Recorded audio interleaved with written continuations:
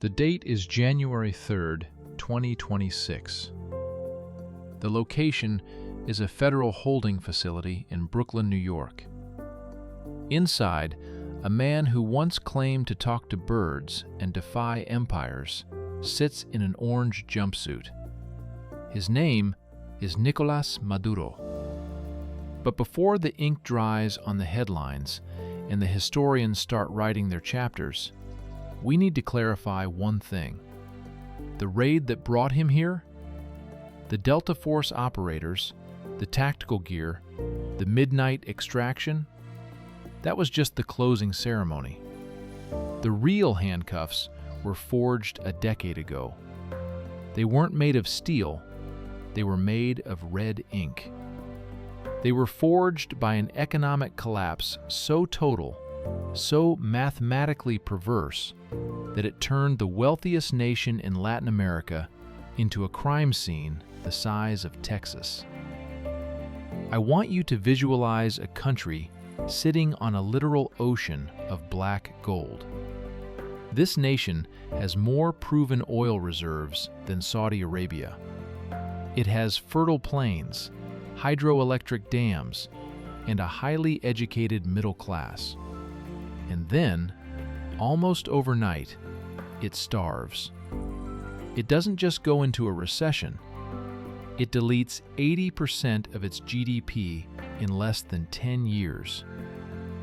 How do you lose $100 billion without fighting a war? How do you make a single cup of coffee cost the equivalent of a month's minimum wage?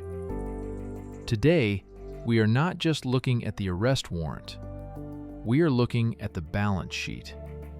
This is a forensic autopsy of the most spectacular financial suicide in modern history. This is the story of the economy that hunted down Maduro long before the soldiers did. Welcome to the verdict. To understand why a president ends up in a prison cell, we have to go back to the moment the trap was set. It starts with a number, 303 billion. That is roughly the number of barrels of proven crude oil sitting beneath Venezuelan soil. It is the largest hydrocarbon stash on the planet, bigger than the Saudis, bigger than the US, bigger than Russia. It is a geological winning lottery ticket that should have paved the streets of Caracas with gold. But here is the dirty little secret of macroeconomics. Oil is a jealous god. When Maduro took the wheel in 2013, following the death of Hugo Chavez, he inherited a sports car that was already smoking under the hood. For years, the Venezuelan economy had been infected with a severe case of Dutch disease. If you skipped Economics 101, here is the explain it like I'm 5 version. When you make billions selling oil, your national currency becomes incredibly strong. This makes it dirt cheap to import everything from other countries. Why grow corn in Venezuela when you can buy it from Iowa for pennies? Why manufacture shoes when you can import them from China? So, Venezuela stopped making things. They stopped farming, they stopped manufacturing. They just pumped oil, sold it, and bought the world. It worked beautifully, as long as oil was trading at $100 a barrel. It was a fiesta, a lavish, drunken, endless party, funded by a credit card with no limit. But Maduro didn't just inherit an oil dependency. He inherited a broken pump. Years earlier, in a moment of hubris that would doom the nation, the government fired nearly 20,000 highly trained engineers and geologists from PDVSA, the state oil company. Why? Because they went on strike. They were replaced by political loyalists, people who knew a lot about revolutionary slogans, but very little about maintaining high-pressure subterranean reservoirs.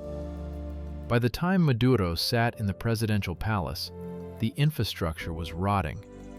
Pumps were rusting, pipelines were leaking, and refineries were catching fire. But he needed the cash to keep the party going.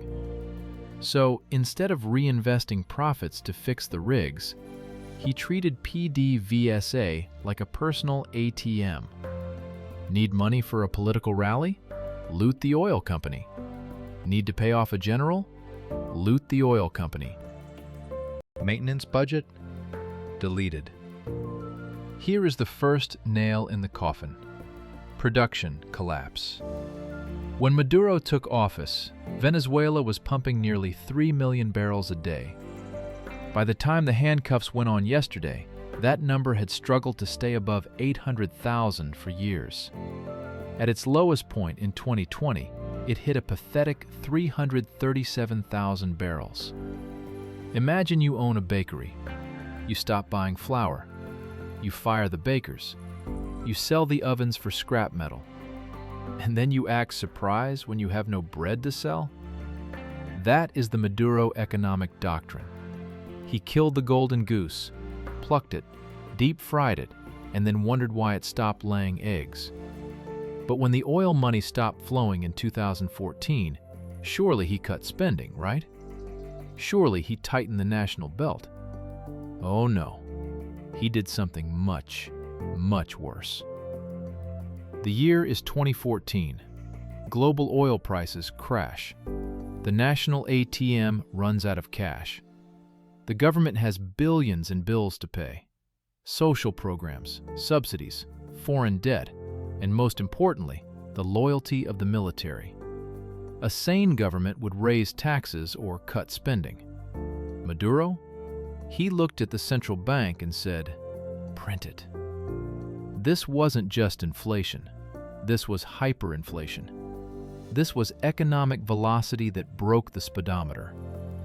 Let's look at the stats, because they are genuinely hard for the human brain to comprehend. In 2013, inflation was a worrying 56%. Bad, but manageable. By 2015, it was 180%. By 2016, it hit 254%. And then the dam broke. In 2018, the IMF and the Venezuelan National Assembly estimated inflation hit 130,000%. Some estimates for early 2019 put it over 300,000%. Let me put that in perspective. Imagine you go to sleep on Monday and a carton of eggs cost $1. By Friday, that same carton cost $3,000. Prices weren't changing by the year or the month. They were changing by the hour. Waiters in restaurants stopped giving out menus with prices because by the time you finished your appetizer, the price of the steak had doubled. The currency, the bolivar, became literally worthless. It was cheaper to use the bills as napkins than to buy actual napkins. People started weaving purses and hats out of the cash because the craft value was higher than the face value. And what was Maduro's verdict on this disaster? Did he admit the mistake? No. He declared an economic war. He blamed shopkeepers. He blamed the CIA. He blamed, I am not making this up, Spider-Man. Okay, maybe not Spider-Man explicitly, but he blamed capitalist parasites and pop culture. He sent the military to force shopkeepers to lower prices. Sell this TV for $10, the soldiers would command. So the shopkeeper sold the TV for $10, and then he had no money to buy a new TV to sell. The shelves went empty. The businesses closed. This is the second nail. The destruction of price. An economy relies on one thing: trust. Trust that this piece of paper is worth something. Trust that if I sell a shoe today, I can buy bread tomorrow. Maduro took that trust and set it on fire. By destroying the currency, he turned every transaction into a panic attack. People spent their paychecks the second they got them, buying anything: tires, rice, bleach. because holding money was like holding melting ice. But if you think losing your savings is bad, wait until you hear what happened to the food. Because when the money dies, the hunger begins. And that is where the story turns from a financial tragedy into a humanitarian horror show. In 2016, a dark joke started circulating on the streets of Caracas. It was called the Maduro diet. The punchline? It gets you skinny, but it doesn't make you fit. It wasn't funny, but when you're starving, humor is the only nutrient you have left. According to the ENCOVI survey, a major university study in Venezuela, in 2016 alone, nearly 75% of the population lost an average of 19 pounds. Not because they were hitting the gym or trying a new keto routine, but because they were skipping meals. This is nail number 3, the weaponization of scarcity. You see, when the economy crashed, the supermarket shelves went bare. But the government found a solution. They created something called the clap boxes. This cardboard box became the most powerful political tool in the country. It was a subsidized food package delivered directly to households. On paper, it sounds like a humanitarian relief effort. In reality, it was a leash. If you protested against Maduro, no box for you. If you didn't sign the party loyalty list, no box for you. If you lived in a neighborhood that voted for the opposition, maybe the delivery truck breaks down that week. But the forensic audit gets darker. This wasn't just about control, it was about theft. Remember a guy named Alex Saab? He was Maduro's financial fixer, the man who was eventually swapped in a prisoner exchange with the US back in 2023.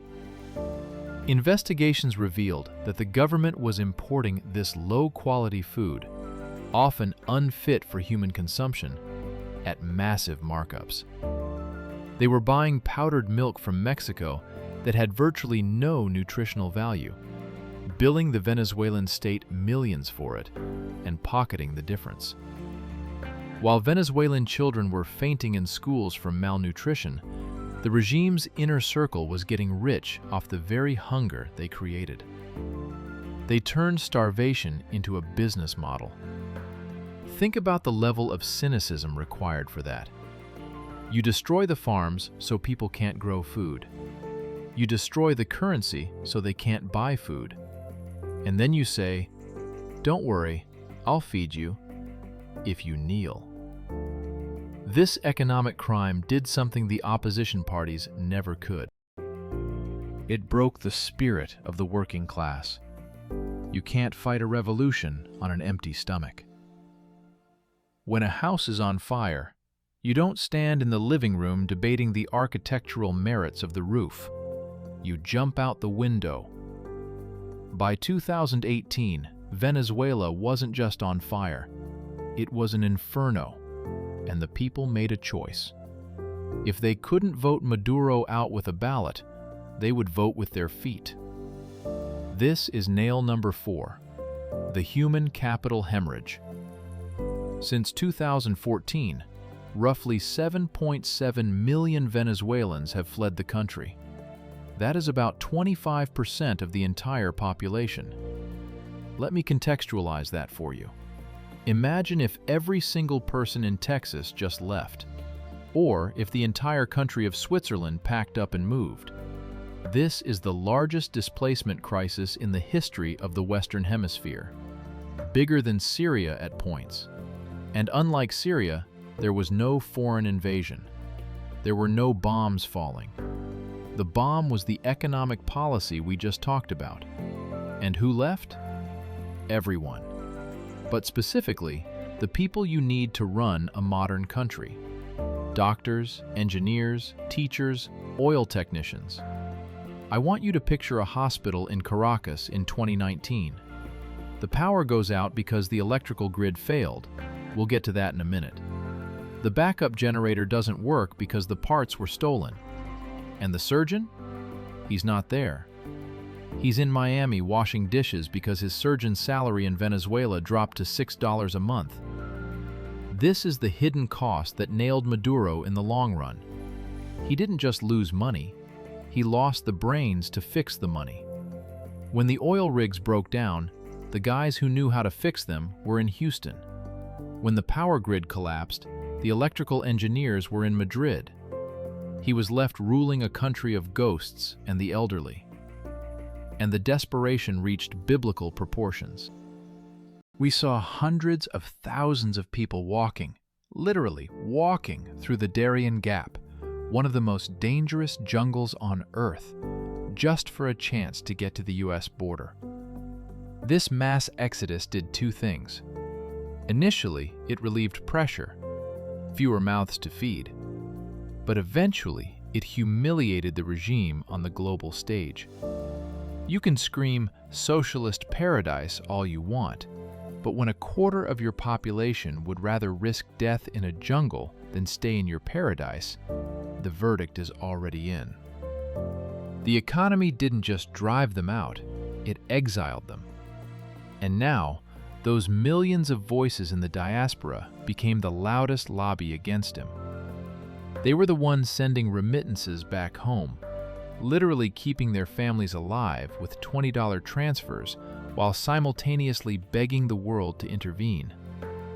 But if you think the people leaving was the end of the collapse, you're missing the loudest crash of all. Imagine this: you're in an elevator on the 20th floor, or you're on a subway train deep underground, or you're a surgeon, scalpel in hand, about to make an incision. And then, in March 2019, Venezuela went dark. Not for an hour, not for a day, for nearly a week. This was the Great Blackout. The Guri Dam, one of the largest hydroelectric plants in the world, which supplies 80% of the country's power, failed. Why? Was it an electromagnetic pulse weapon fired by space aliens? Was it a sniper? According to Maduro, yes. He blamed a cybernetic attack orchestrated by the US and Senator Marco Rubio. He literally claimed they hacked the dam from a laptop in Washington. But the engineers, the few who were left, knew the truth. The verdict: negligence. Remember those 20,000 fired oil workers? Well, the same thing happened to the electrical grid. They stopped cutting the grass around the substations, leading to fires. They stopped replacing the turbines. They let the system rot until it simply gave up. This is nail number 5. The infrastructure apocalypse. It wasn't just the lights. When the power died, the water pumps stopped. You're in a tropical country, 90 degrees Fahrenheit heat, no air conditioning, no fans, and now no water coming out of the tap. People were seen scooping water from the Guaya River, a river so polluted it's basically liquid sewage, just to flush their toilets or wash their clothes. But the true horror was in the hospitals. Neonatal incubators turned off. Dialysis machines stopped. We will never know the exact death toll of those 5 days. But doctors reported patients dying simply because the machines keeping them alive had no juice. This was the moment the economy stopped being about numbers and became a physical threat to life. The state had failed to provide the two most basic things a civilization needs: light and water. And yet, in a twist of irony that would make a Hollywood writer blush, the regime found a way to survive. They realized the bolivar was dead. So, to stay in power, they had to embrace the one thing they claimed to hate most.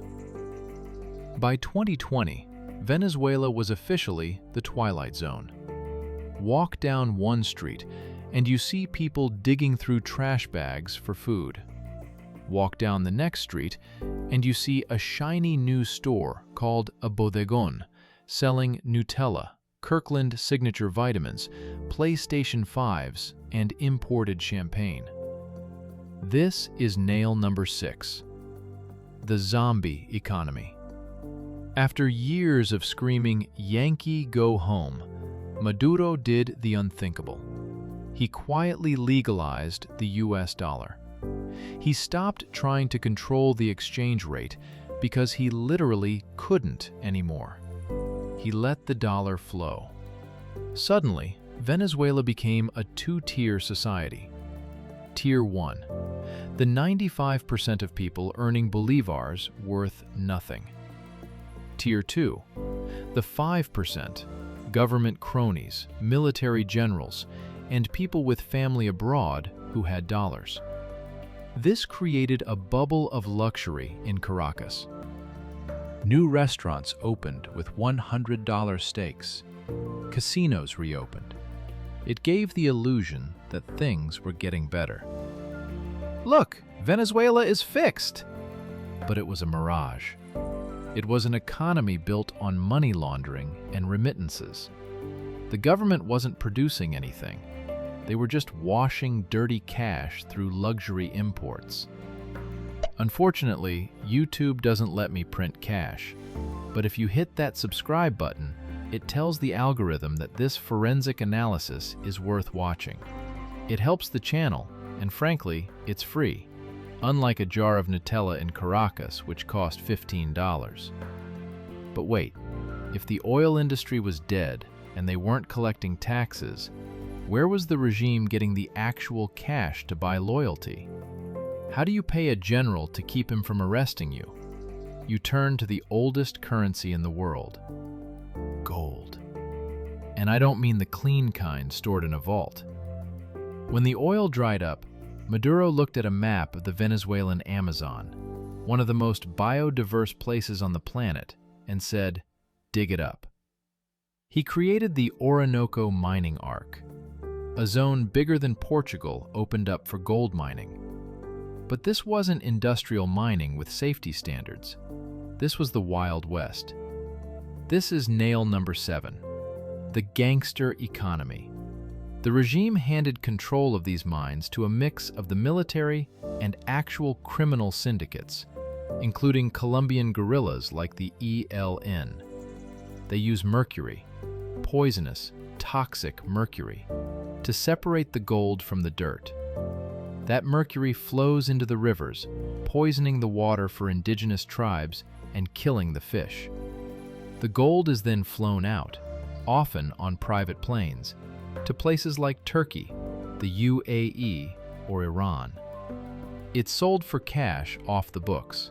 No receipts, no taxes, just bags of cash delivered to the presidential palace to keep the inner circle happy. This is crucial to understand. By 2024 and 2025, Venezuela wasn't a state anymore. It was a criminal enterprise pretending to be a country. The economy wasn't based on GDP. It was based on extraction. Extract the oil. What's left? Extract the gold. Extract the money from migrants. Extract the hope.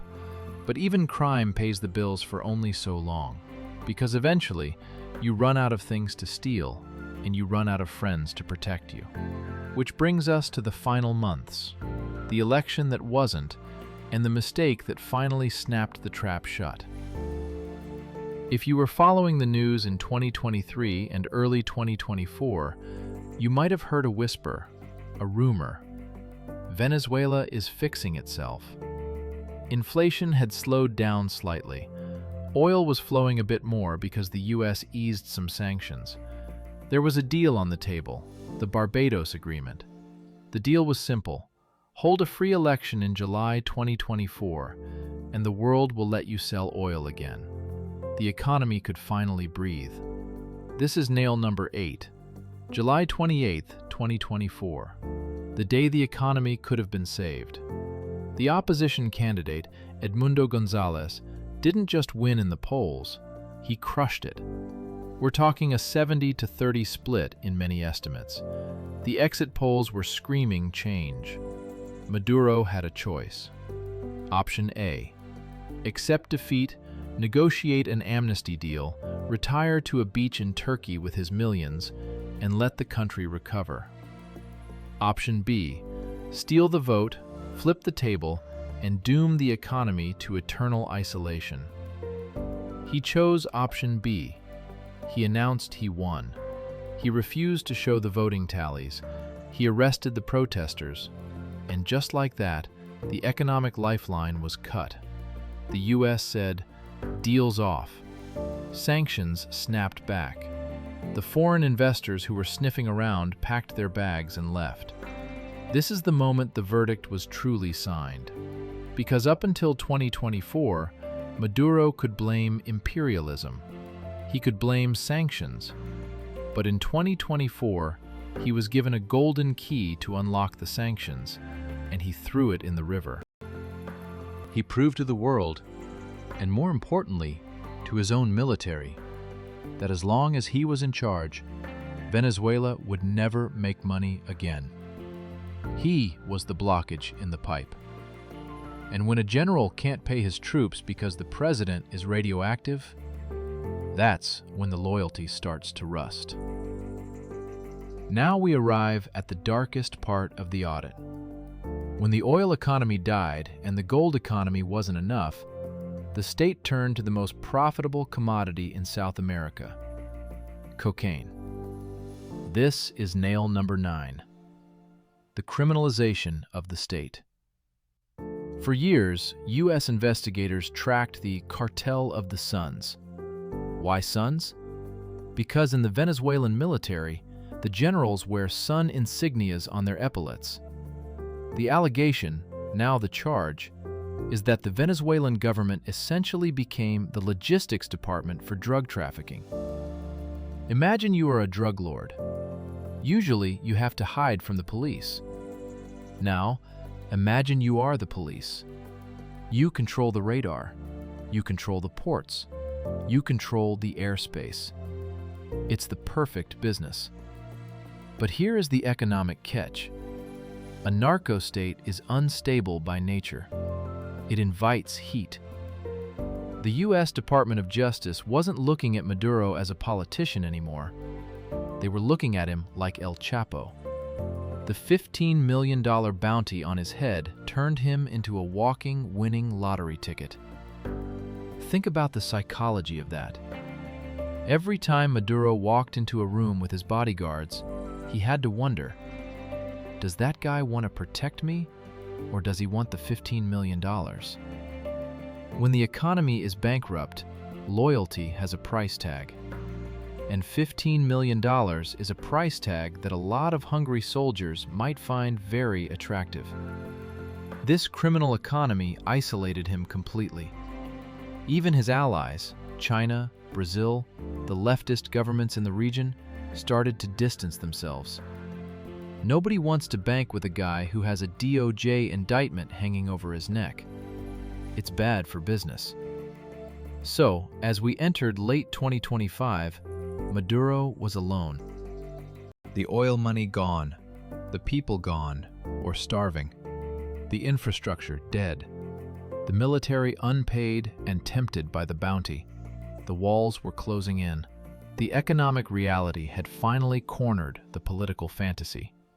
And that brings us to the event of January 3rd, 2026, the final collapse. History teaches us one undeniable lesson about dictatorships. You can survive being hated. You can survive being sanctioned. You can even survive a coup or two. But you cannot survive when your own bodyguards realize they have a better future without you. Why did it happen now? Why January 3rd, 2026?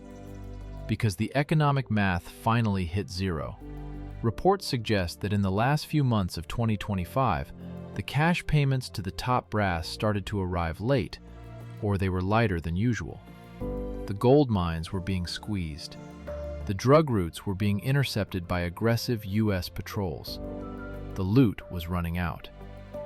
And that brings us to the ultimate economic concept: incentive structures.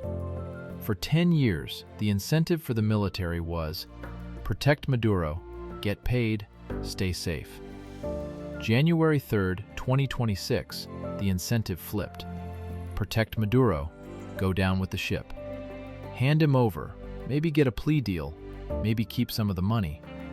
When the Delta Force teams landed, they didn't face a fanatical fight-to-the-death defense from thousands of troops. They faced a regime that had already hollowed itself out.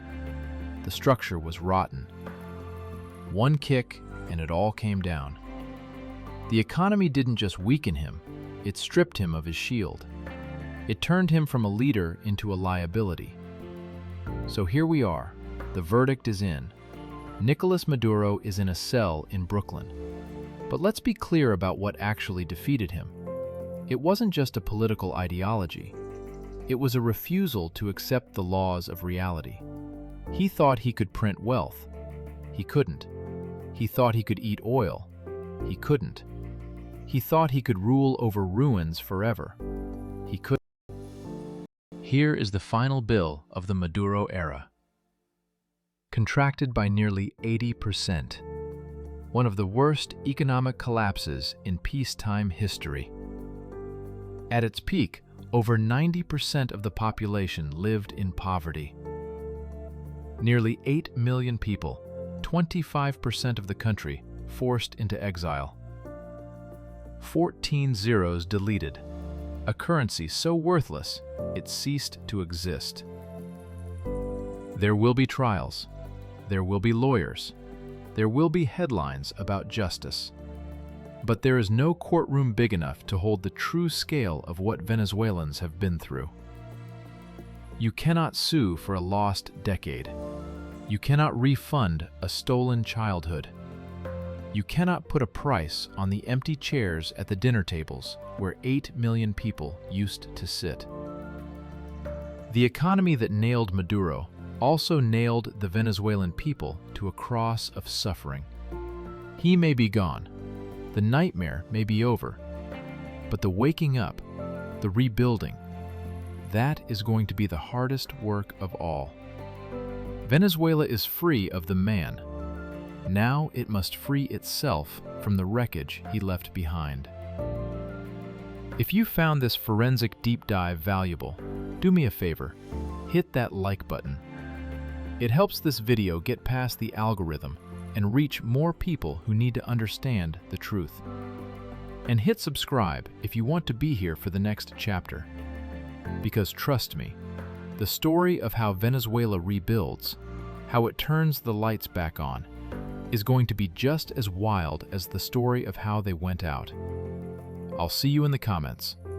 And remember, economics isn't just about money. It's about life.